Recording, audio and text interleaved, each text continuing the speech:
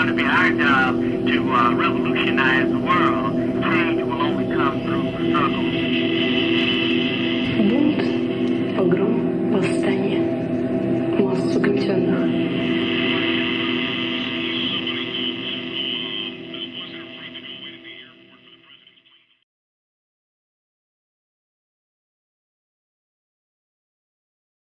Hello everyone, we are here with Tom Poorbear at Camp Justice in South Dakota.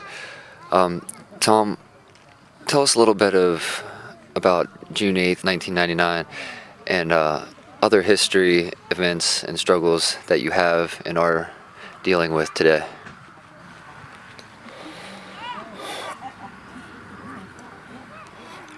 When I first got involved with the American Indian movement, it was in 1972. I was in boarding school. And boarding school didn't teach us nothing of our ancestors. Crazy Horse, Sitting Bull, Gall, Geronimo, Red Shirt, all our ancestors. One time boarding school, they showed me a picture of George Washington. Said, "Poorbear, this is the father of your country." I looked at that picture of George Washington. I seen a white man wearing a white wig, a fluffy blouse, high heel shoes, and pedal pushers and wooden teeth. I knew that wasn't my daddy, you know. Yeah. So anyway, at that time in 1972, a Lakota man by the name of Raymond Yellow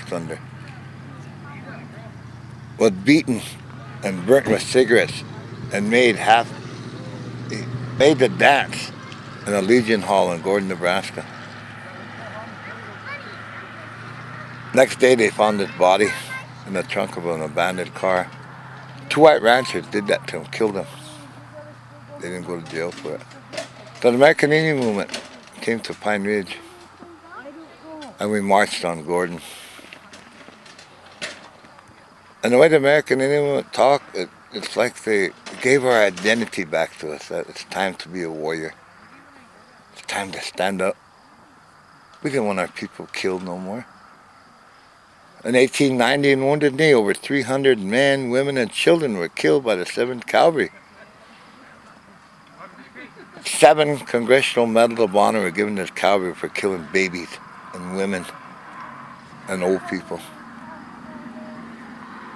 You know, it's just that frontier mentality, don't go away. Don't go away.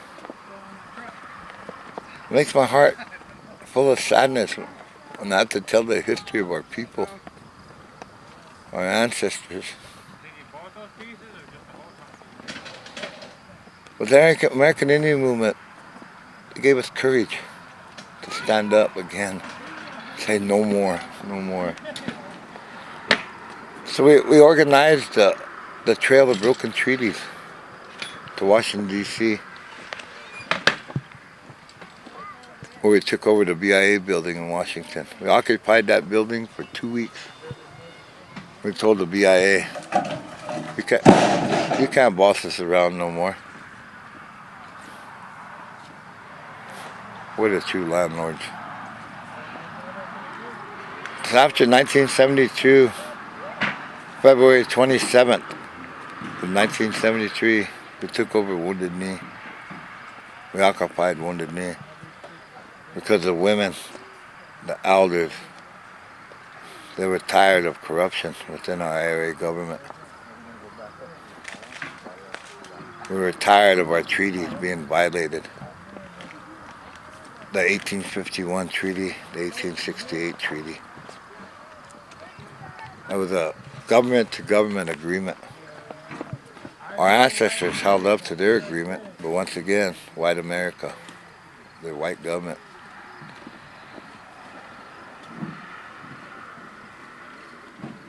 They didn't fulfill their agreement, their obligation to the treaty tribes. So that's why we occupied Wounded Knee. We told the world that the indigenous people were still alive, that we were standing up for who we really are. it gave a lot of our people their identity back. We brought our Sundance home, our spiritual way of praying, the sweat lodge. And then after Wounded Knee, I stood in solidarity with many other nations in the Western Hemisphere, standing up for their rights. Their right to live as our ancestors lived. And then I continued to stand in solidarity with many other nations. When Wally and Ron were murdered and their bodies left below Camp Justice here, I was Sergeant at Arms of a tribal council 15 years ago, 1999. In 2004, I became a tribal council member, and I continued our plight for justice. In 2010, I became vice president of the Oglala Lakota Nation, who I am today. To this day,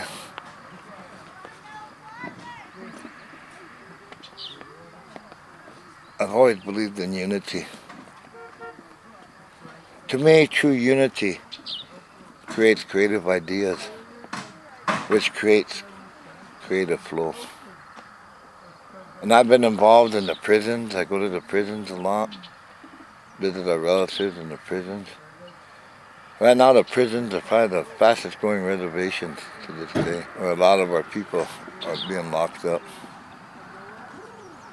But I'm their relatives.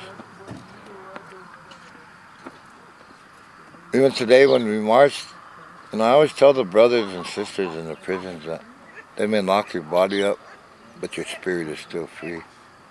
Today when we march, their spirit was with us. Even the spirit of the ancestors were with us. Made my heart beat good today. My chest swelled because of the young people that were with us today, the elders, the women in the American Indian movement. We're going to continue to live.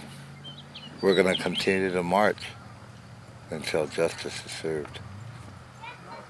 In Lakota, I always say, haho, etc. That's the way it is.